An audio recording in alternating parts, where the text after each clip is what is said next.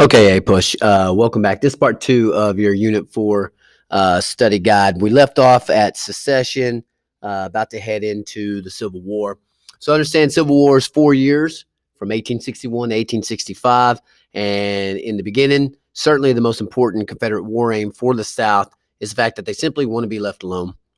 They want permanent independence to make the rules for themselves. Obviously, they're trying to protect the institution of slavery. But there's also a bit of this is an answer to northern tariffs and things like that as well. But they certainly want to be left alone. There's some actions that happened during the Civil War that make the president more powerful. One of those is that Lincoln, suspends habeas corpus during the Civil War, and he's got reasons for doing this. He's instituted a draft. The war is looking a little worse than what they had imagined. So he puts in the draft and people are rioting against it. And so he's going to suspend habeas corpus, throw him in jail if he has to, because he's basically out here to win this war and he's not playing. Excuse me. And during this war, 626,000 dead on both sides during the Civil War. But the vast majority of people die from disease and infection, whether it's from infections that they get from bullets or whatnot. But those are the two things that kill the most people in the Civil War. It's not bullets.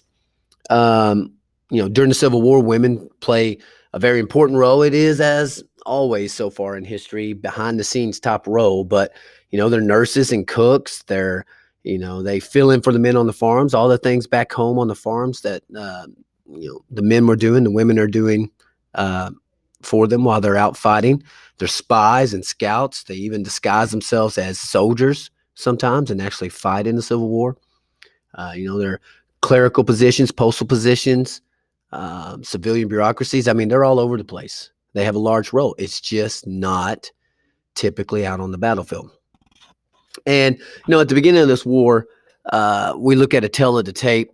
And certainly it looks like the North has vast advantages over the South.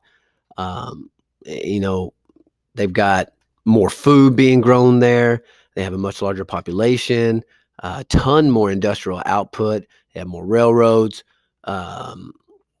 They have, a little bit more wealth there as well. But one of the things that they don't have is the military leadership that the South has. Remember that the South got experience during the Mexican-American War, which the North pretty much set out. So a lot of your top commanders are in the South. So there's a disadvantage for the Union there. Now, the Union has a lot better base. It's a more diverse economy. And they pay for the Civil War mostly through war bonds, basically. Whereas the South is, printing money, which leads to inflation, sometimes very extreme inflation. The North is paying for it using bonds. So it's a lot more stable way of paying for the war. Let's see. We talk about contraband. In the early days of the war, you had slaves that were escaping and running into northern lines. And the question is, what do we do with them? And they become contraband of the war. And, the Union Army is going to use them in the beginning to dig holes and carry things and help out in any way they can. But eventually they'll become soldiers, of course. January 1st, 1863, of course, Abraham Lincoln issues the Emancipation Proclamation. Remember, there is a caveat there that it is only the slaves in rebelling states that he is freeing. He is not touching slavery in the border states that are still belonging to the Union. So keep that in mind. Turning point in the war, without a doubt, there are two battles that stand out, and they're Vicksburg and Gettysburg. Vicksburg because it gives control of the Mississippi River to the north, and Gettysburg because it will be the last time that the South ever invades the North. It is a 3-day battle that is the largest battle in Western Hemisphere history, actually. But it's going to make sure that the South never invades the North again, and will help turn the tide there. Let's see. 13th Amendment, very easy, right? You guys remember this. This is, after the Civil War, it's basically a national amendment that says you cannot have slaves in America. Very simple. It took Lincoln, he had to fire some, Irwin Dow, George McClellan. He had to fire some guys in the beginning from the position of general because they simply weren't getting the job done. But he does eventually find some bulldogs, Ulysses S. Grant and William Tecumseh Sherman, um, who engage in total war to win this thing. But the one that's hated the most is definitely William T. Sherman. His burning of Atlanta and marching to the sea, the fact that he was a Southerner fighting for the North, all these things lead to him being the most ruthless and hated uh, Union general. A lot of results from the Civil War, besides a huge loss of American life, um, you know, the complete and utter destruction of the South, railroads, plantations, infrastructure. However, slavery is permanently abolished in the United States. It does cause the federal debt to kind of skyrocket because wars are costly, of course. So we got to. This moves us into Reconstruction. What are we going to do with the South now that it's all over? Well, Lincoln is very generous terms.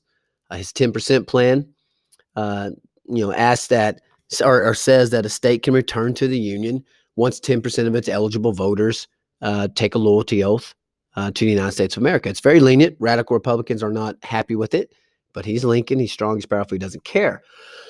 However, of course, we know that he'll be assassinated. And so his vice president, President Johnson, will come in and he will attempt to take over Reconstruction plan. And he's going to do a lot of things. He's going to offer amnesty to, all Southerners who take an oath of allegiance to the Constitution, except for the high-ranking Confederate officials. He's going to require the Southern states to ratify the 13th Amendment. He's going to appoint provisional governors for the Southern states. He's also going to require the Southern states to repudiate their war debts and repeal their secession ordinances. But Johnson is, going to run afoul of the radical Republicans. So what is Reconstruction really? We'll understand that it's an attempt to reform the South, which means to change it, to fix it. Obviously, slavery is a big issue that needs to be fixed there. It's also a huge increase in the power of the federal government. The federal government has gone into the South and it is instituting a lot of mandates to the South. We know the 14th Amendment is citizenship status to the slaves. The 15th Amendment, though, was to come in and protect voting rights for slaves. This would go against things the South was putting into effect, like the literacy tax and poll exams and grandfather clause. So the 15th Amendment is going to protect their voting rights. Scalawags, you did have some people in the South who opposed the slave owners, who opposed the rich, these slave owners who've caused all these problems, and they got that colorful nickname Scalawags. So they were people who actually supported Reconstruction. There were a lot of ways that Southern whites went about undermining Reconstruction. Violence against blacks and white Republicans from the KKK is certainly one of the most well-known. They hated the Freedmen's Bureau, so they would do whatever they could to smear them and make them look bad. They also went about reelecting ex-Confederates. They would put these people back into political office. So all these ways were subtle ways of undermining Reconstruction. Election of 1876. Remember that Samuel Tilden versus Rutherford B. Hayes. That everybody's going to vote.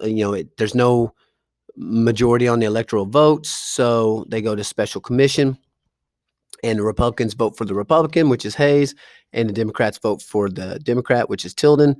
And the South is angry, so they make a compromise. If the South accepts Hayes as president, then the South will get Reconstruction ended. But it was Congress that picks the president in that regard. But the election of 1876, determined by an electoral commission established by Congress, is going to result in the end of Reconstruction. There were a lot of railroads play a big role in the history of America. There are a lot of ways that the federal government helped this. They gave a lot of generous loans to railroads. They gave them subsidies and land grants, all sorts of financial assistance that would make sure that the railroads were successful. It's kind of that Commonwealth idea. You were trying to get people to move to the West, to places like Kansas that had sparse populations.